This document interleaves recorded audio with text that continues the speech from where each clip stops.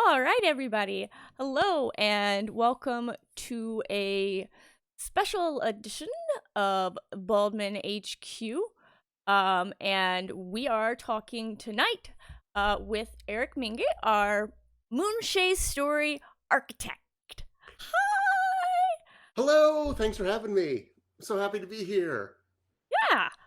No, excited to get you on, especially as we get further and further into the Moonshae Isle Rising Shadows campaign, and we're preparing to do a changing of the guard. Kind of want to get everyone kind of caught up on where we're at in the world of the Moonshae Isles, and more importantly, for people who've never played it before and don't understand just how seriously cool it is, how did we get there? Really cool. Yeah, I know.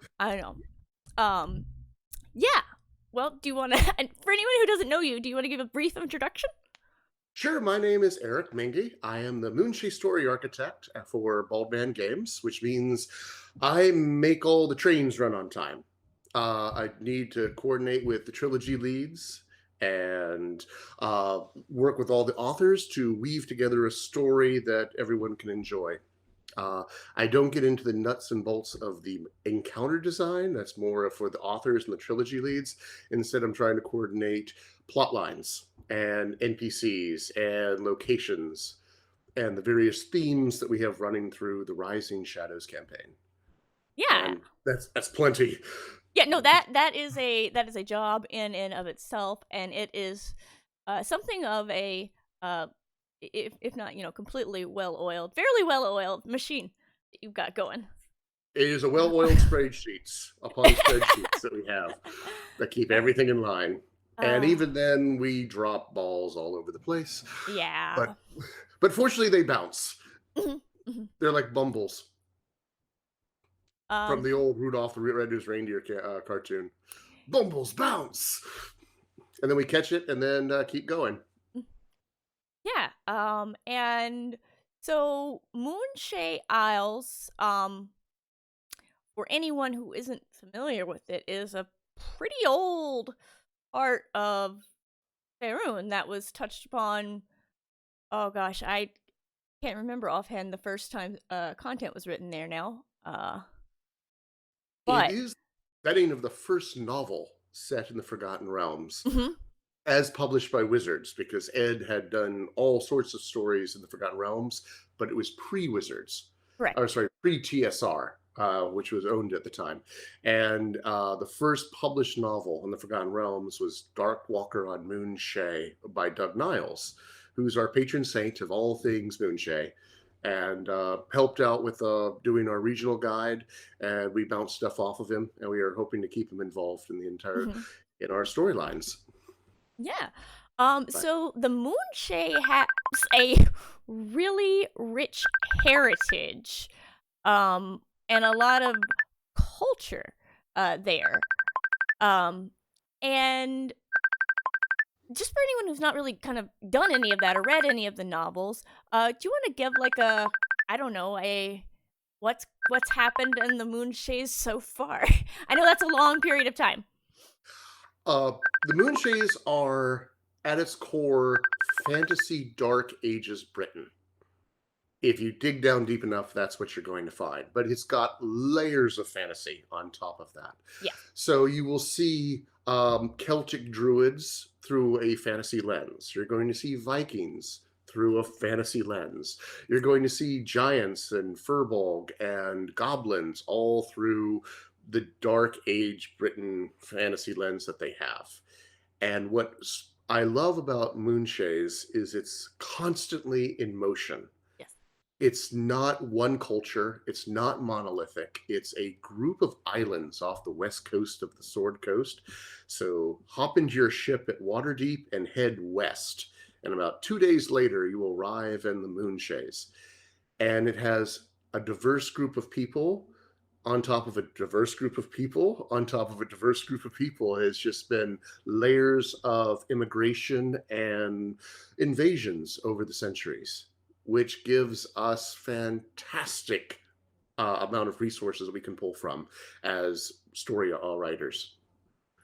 Yeah, and if you, even if you haven't played it, because of what you said, the tie-ins with like it being pretty much like medieval England and dropping some fantasy on it, it's a very relatable content to people who you've grown up with all those legends of Camelot and the like.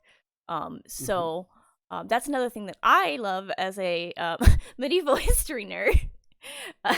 Oh, well, we constantly reference all sorts of things like that. One of the best, the books that inspired Doug Niles the first, Doug Niles, when he first was coming up with it, was the Chronicles of Prydain, which some of you may know from The Black Cauldron, which is one of the books that actually got made into possibly the worst Disney movie ever. But the book is fantastic, and it's a series of 5, and it is pretty much everything Game of Thrones tries to deconstruct. It is high fantasy, it is romantic fantasy, and it is about heroes and overcoming Mhm. challenges and quests, but at the same time learning a whole lot about yourself, which is pretty much the entirety of the 4th book, Taran the Wanderer, is learning more about yourself so you can be a better human being. Mhm. And we try to, that is what inspired Doug, and that's some of the things we've tried to do with the Moonshae adventures themselves. And I think they've struck a pretty good balance of like morality and having those I guess moral crises where like you can do this thing or you can do it like this morally ambiguous way, but it's always generally more encouraged and more accepted to obviously do the right thing, as it were. The right things. Well, I was always struck by one line by Dumbledore from the Harry Potter series, where he says, "There's doing what's right and doing what's easy," Yes, it's an excellent and line. you will find that in the Moonshaes, where what is easy is oftentimes not what's right, and you're going to have to walk through the Valley of Darkness or the dark forest of Durnall in order to come through the other side.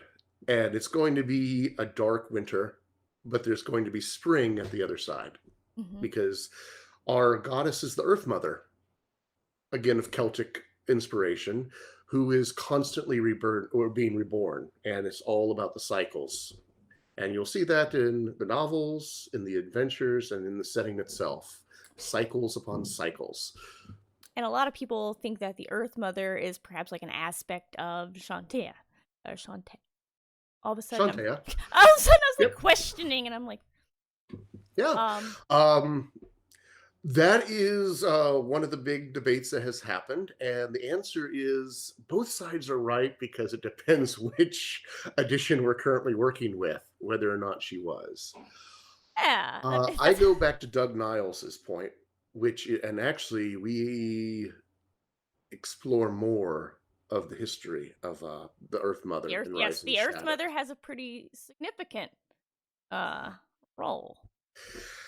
And I have some huge reveals coming in Moon 19 and 20 about the Earth Mother. Oh, for those who want to know, when I give off these numbers, we have 20 trilogies, 1 through 20, and each one 3 adventures. So I say Moon 19 and Moon 20, it's the end of the campaign, where we're going to learn a lot more about the Earth Mother and why the shadows are rising and why things are going the way they are, and what you can do about it. But Doug always thought the Earth Mother was a primal spirit. She was her own thing, like David Pumpkins. Definitely his own thing. Own thing. And it creates, I like that angle because it creates this marvelous tension between the Earth Mother as a primal spirit and the mainlanders and their mainland deities, who want to expand their influence over as much of the Faerun as possible, or Abertoil. Yeah. And that includes the Moonshaes, which this is the plot of, at least 4 of Doug's books set in the Moonshaes, of mainland gods trying to take over. And it never really goes the way they want. Nope, it doesn't. Although you can see the influence. We try to capture that in the Moonshaes, because in our version of Rising Shadows, because you just can't have all of this constant influence coming from Waterdeep and not have any impact on the Moonshaes. So you do have worshippers of, Helm is popular, especially among the warriors, the nobility. Shantae is popular. Volker is great among the Northlanders, who are our Viking-inspired groups. Right. Umberlee is terrifies everybody, so she receives her due. As is natural on a small piece of land surrounded by the sea. Even our High Queen is a paladin of Seamorph, which is a lawful good deity of basically the social contract. Mm-hmm. And even she is like a lot of the local folk people of the Moonshaes are like, she's not from the Shays. We don't like it. We don't like it. Yeah, we don't like it. Well, she's fine. It's her god. It's not an Earth Mother, but it's not trying to kill us, so... They'd like her better if she converted. Yeah. Yeah, if she was a proper Earth Mother worshipper, they'd be a whole lot happier. She's a paladin of Seamorph. She can't give that up. No. And I, would not ask her to. Um, So, and also as a primal spirit who works a lot through prophecy, because there's at least there's one giant prophecy that motivates the first book in Darkwalker and Moonshae. So we keep having prophecies, like the prophecy of rising shadows comes out in our campaign, because we wanted to echo and reflect those sort of foundation stones put down by Doug. yeah, I think you managed to capture that like pretty well. So a lot of I'm trying to go back and forth in my mind now between everything I've gotten from Rise and Shadows and everything else I know. Keep it all straight there. It's a lot. Yes. Fortunately, I just get to concentrate on Rising Shadows. Yes.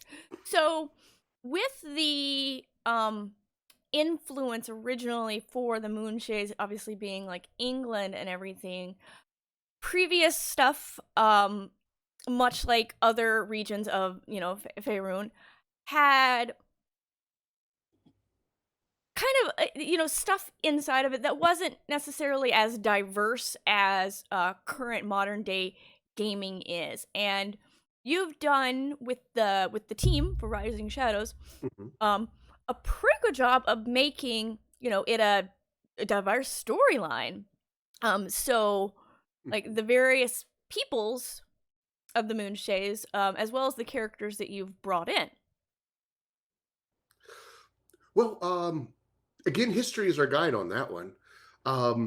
Britain is a island, and Britain and Ireland are islands that are defined by waves of invasion and immigration. And even London is possibly the most cosmopolitan city in the world. Certainly one of the most expensive. Oh my God, it was expensive. But Wales is on sale, by the way, compared to London. Once you get out of London, Wales is cheap and a wonderful place to visit. But with the Moonshaes themselves, we got to work with the layers of, originally there were the Fae. Mm-hmm. And then the Fae faded away in the Feywild for reasons that you discover in the adventures.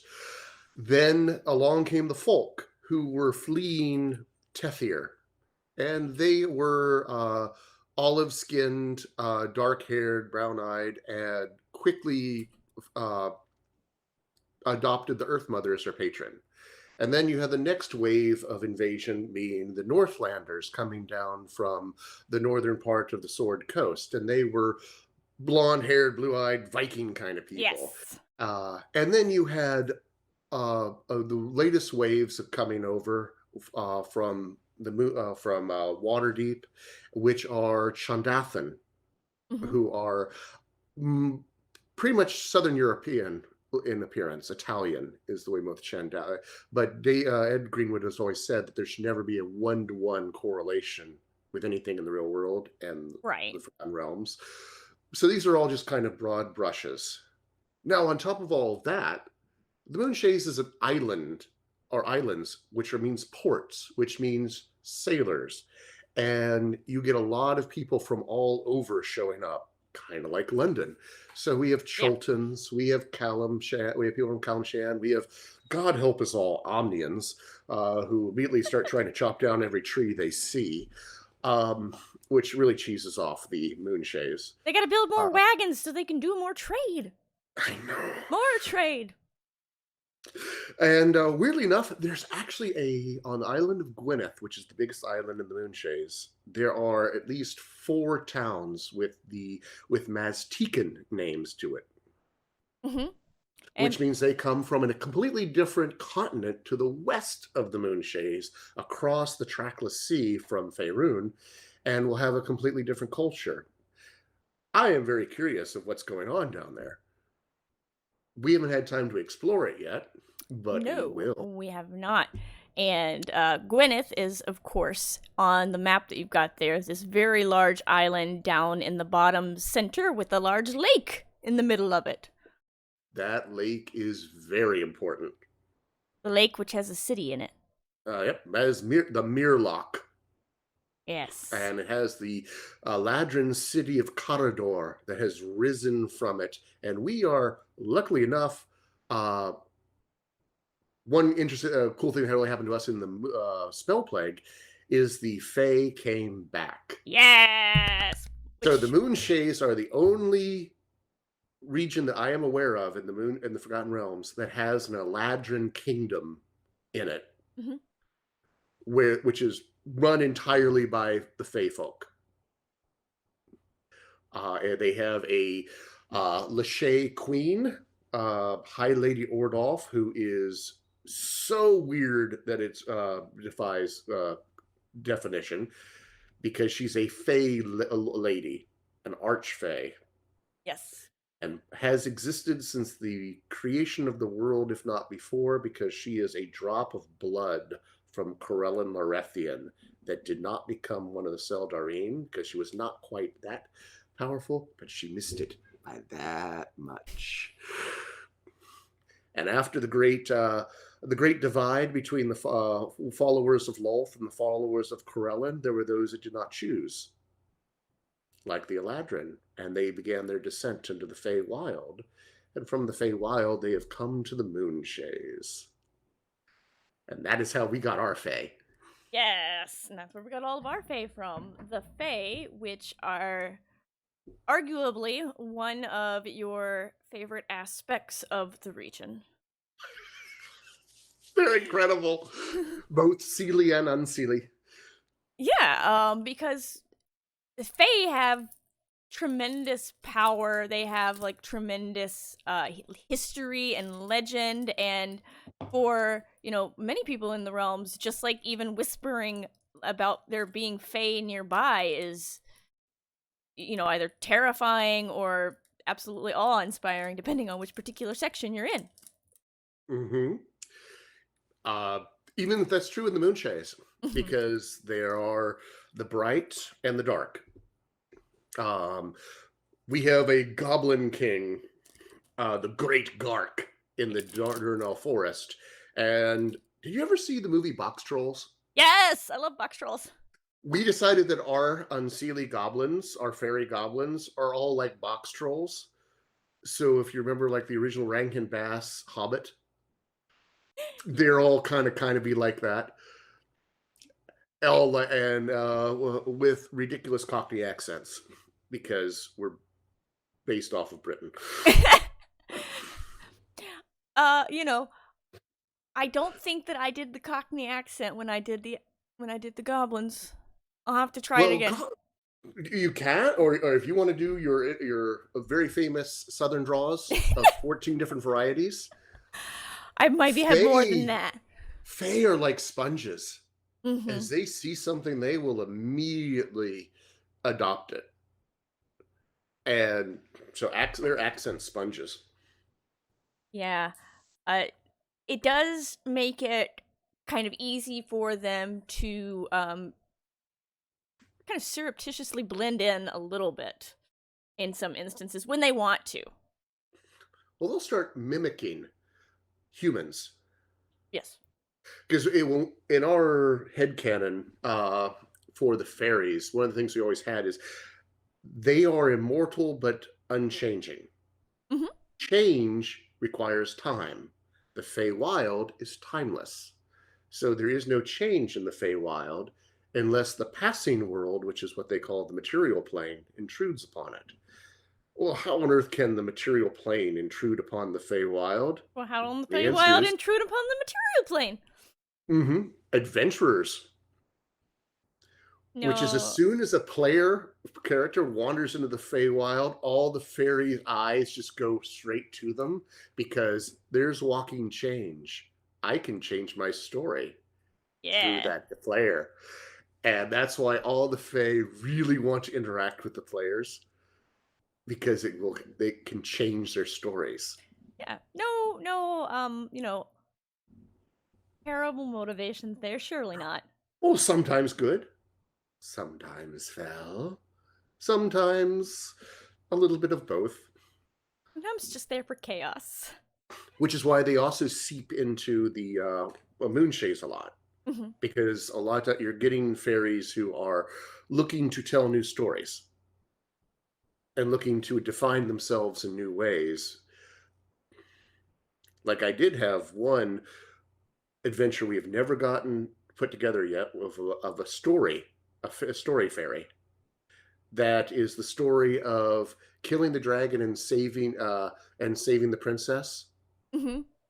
And the same fairy plays every role, both the dragon plus the princess plus the old witch you meet in the woods who gives you the sword to kill the dragon to save the princess.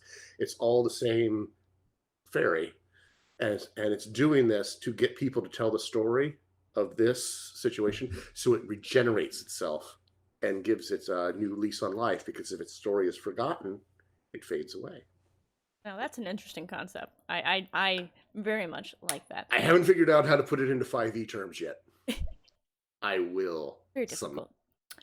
Um, yeah. So for the Rising Shadows Rising. Rising Shadows. That's us. I know I have it written incorrectly on the screen. Sometimes we try to be clever and we flip them, like the shadows will rise. But yes, um, the Rising Shadows campaign. So without giving too much of it away, like what would you, or give as much of it away as you want, and we can just say spoilers, everybody. But what would you say like are the key things there that would kind of draw people into the story and like make them want to play through? People come for various reasons to their stories: political intrigue, lots of mystery, all of the above. Intrigue and mystery are certainly parts of it. History, as woven of the lore of the Moonshaes, because again, cycles. What has happened is going to come back again. Yes. And also, this gives an opportunity for players to repair the mistakes of the past. And that is certainly something that many adventurers at least have. We've all had a little bit of a reckless youth. Hmm. But I mean, history is a messy thing, Yes. and it certainly is in the Moonshaes, where we've had flawed people over the years, sometimes made bad decisions, and often, one of the important parts of it is making things right, Hmm. even if it's better late than never. And also the consequences of decisions made in the past that have on the present, and how those decisions affect the present. And the players get to dive into this, and they get to control the storyline. Like at Gen Con 2019, before the pandemic closed everything, we had a uh, mini LARP, Oh uh, yeah, I didn't get to go to that. which was the grand conclave of the Moonshaes. Because the Rising Shadows the main antagonist is a mysterious entity known as the Slain. Wonder You who they find out are. a lot more about the Slain and what the Slain wants in the adventure, in the adventures. The LARP was a grand conclave, essentially a parliament of all the good people of the Moonshaes meeting and deciding what they needed to do about the Slain. Hmm. We'll get rid of And it. well, I these are some major spoilers on what they decided to do. But what the players decided at that conference, at that LARP, determined the last half of the campaign, because we had written out 3 different plot lines on what we did, but we let the players pick one through the Grand Conclave, and then we wrote that one. I was prepared to do the other 2. We had them all outlined, Hmm. not written but outlined, so we Right. kind of knew which way to go. I think that's kind of an interesting way to get some player involvement. Obviously, a limited number of players, but to really, have them make a pivotal choice in the storyline. I really wanted the one that was important to me, that the players have an input. Hmm. And we kind of do this with every adventure to a more limited degree. Um, we're lucky with Baldman Games that we premiere them at one of Dave's conventions, and then I get feedback. And then we publish it after we get it all cleaned up and fix all the any places where we have nitpicks, because nothing shakes out all the problems of an adventure like running it 100 times over one weekend. This allows us to, I can then take feedback from what I'm hearing at the players and have that affect later adventures. Mm-hmm.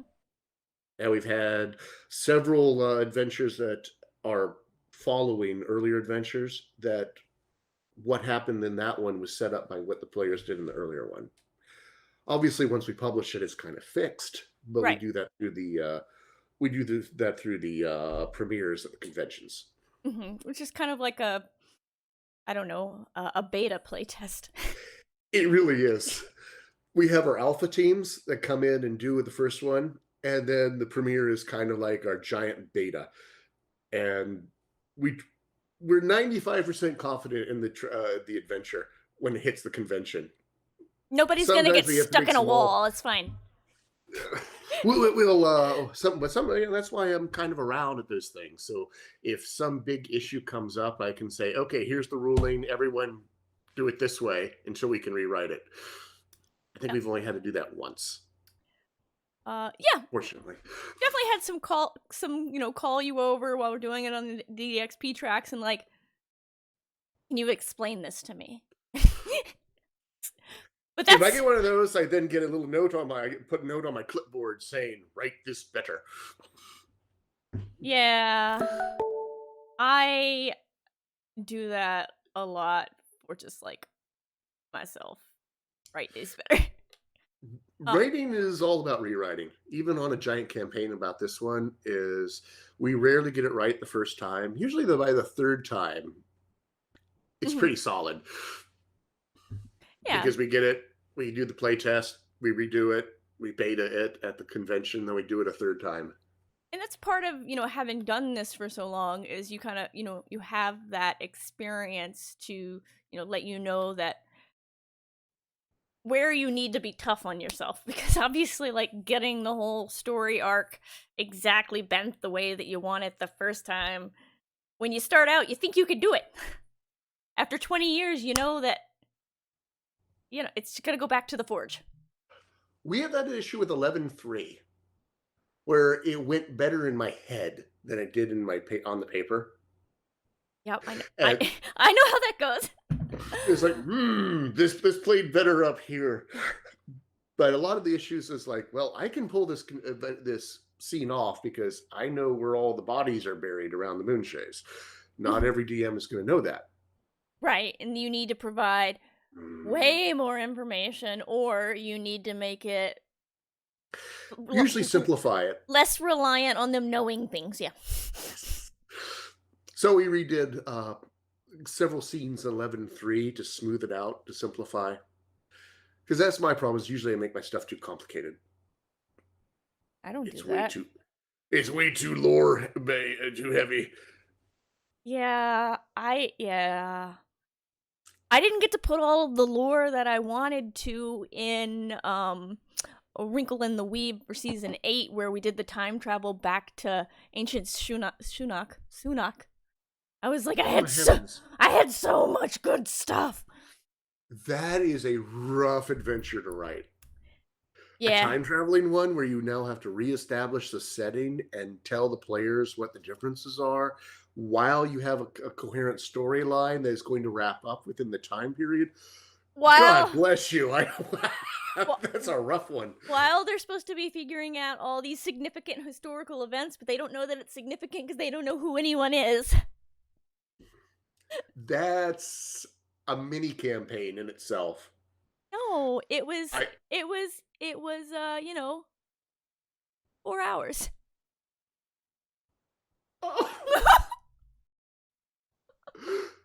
I cry over all the scenes that would have to be cut. A lot of them. I don't know how you can do it in 4 hours. Oh, wow. Exposition.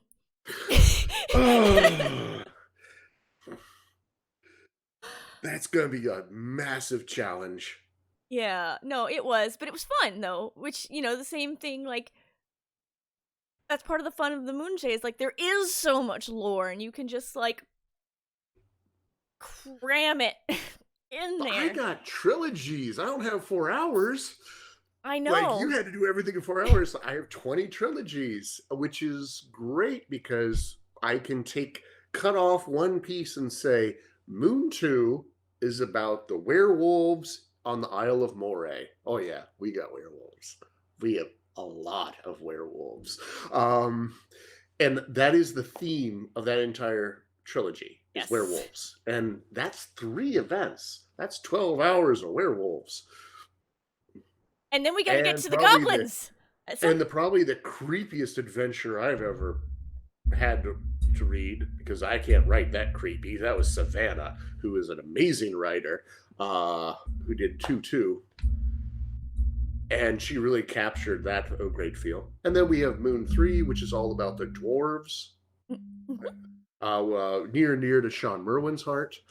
you, Um, you do have pretty much essentially a trilogy to introduce each of the major races represented. that was our decision. Is first we had to make you love the Moonshaes. Then we decided to break it. Because now you're invested. Yeah.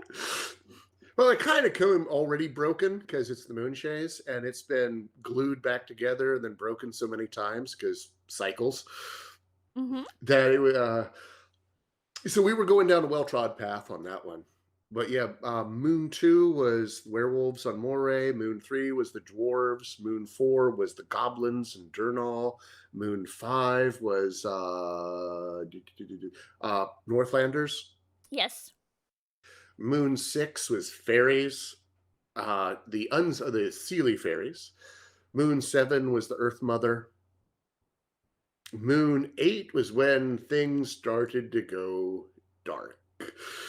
And It started the to get main good. the main plot line started kicking in, and Moon 9 is uh-oh, and Moon 10 is oh my god. And then it just And starts somewhere around Moon ramping up. 11, Yeah. you hit the pivot point where you meet the antagonist. The slain finally makes their presence known, and the Avengers now need to help the Moonshaes survive the onslaught. And then you have to figure out, like, who the slain is Mm-hmm. so that you can know how to stop them. Yes. Knowledge is power. Yes. Or was it knowing is half the battle? The rest is red lasers and blue lasers? Mm-hmm. Definitely magic lasers. Okay. But we don't have any of that. We have moon wells, which are one of my favorite things. These are magical fonts of power that the Earth Mother, as a nature spirit, uses to watch the Moonshaes. But because she's a primal spirit, they are easily corruptible, as they have been corrupted multiple times in Doug's novels, and then also have proven themselves susceptible to corruption by the slain. Yes. In an interesting manner. Very interesting. Oh, sorry. I remember reading that in the, I guess, like, the secret notes for the writers, and I was like, oh. We try to have everything make sense, and the players will learn about it little bit by a little bit. What is generally known is the slain is from the Shadowfell, Yes.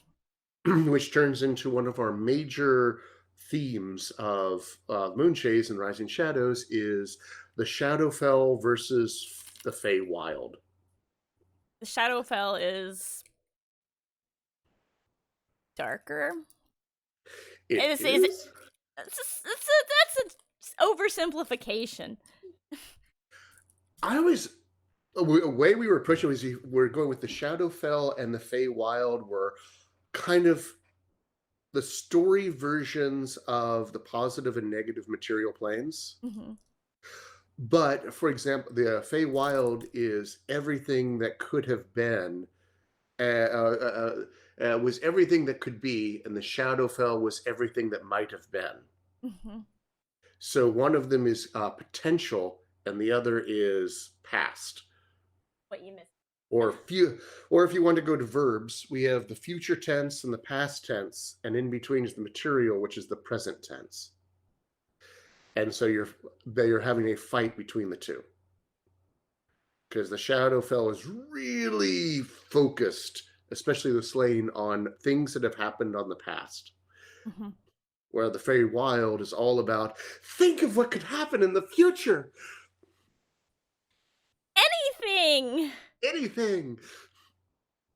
And that's which is something we carry through in all the adventures. I'm really happy with the way the authors were able to pull that in. Yeah. Also, you have color versus shadow. Yes.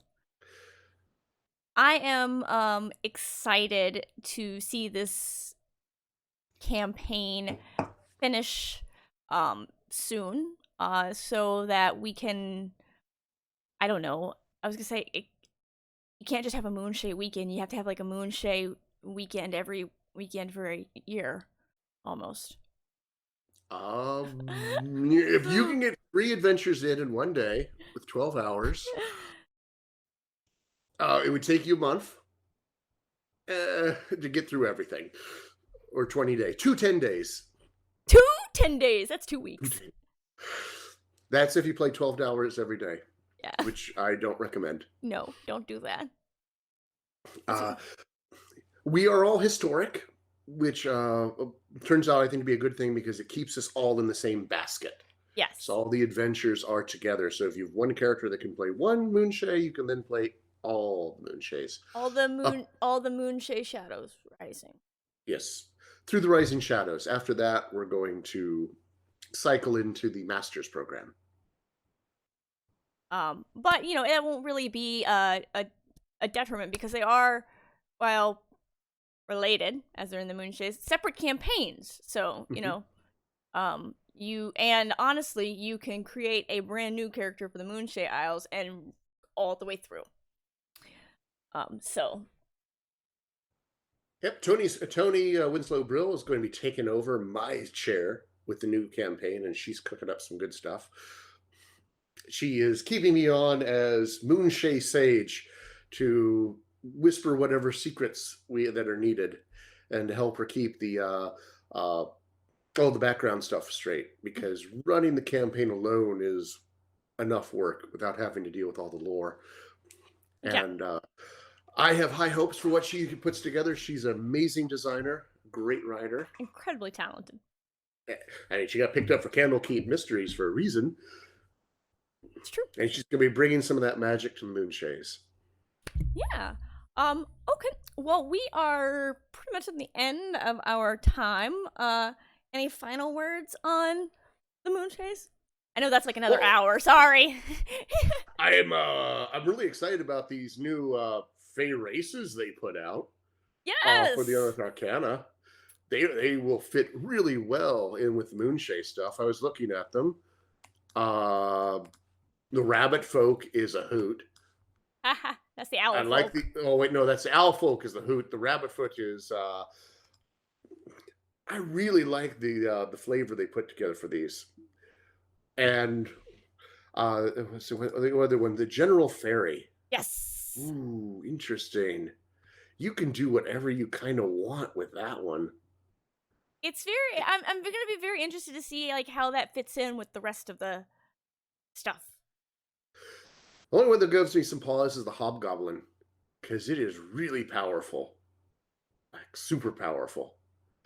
But then again, we could easily work goblins into the Moonshaes because of all of them hanging out in the Durnall Forest. Mm-hmm. But I want to see how these things play out, and I want to see them in action. There's some good stuff. There's some great stuff here. And then we'll see lots of people bringing their new characters using those options into the new Moonshae storyline. Mm-hmm. We might take that into consideration.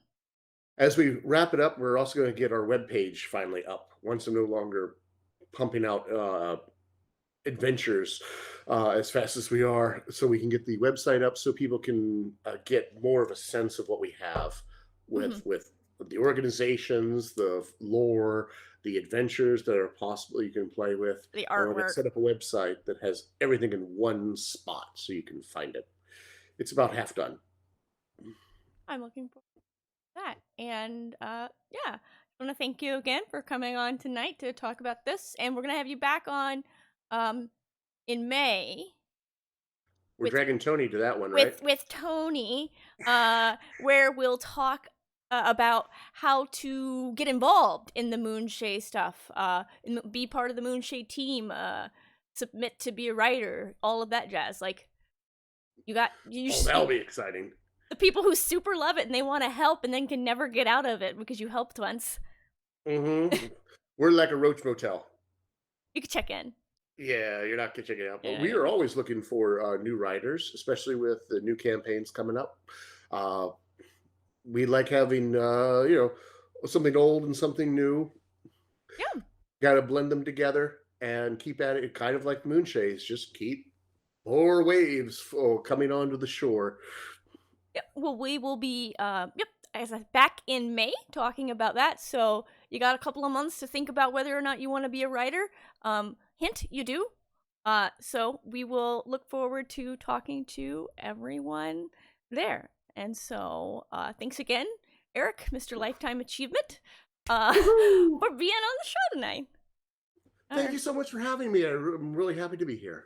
All right, and I will be back next week for our standard Baldman HQ, and we will be talking to some of the Brazilian contingent about D&D in Portuguese and the Brazilian D&D community and all of that fun stuff. So I'm looking forward to that.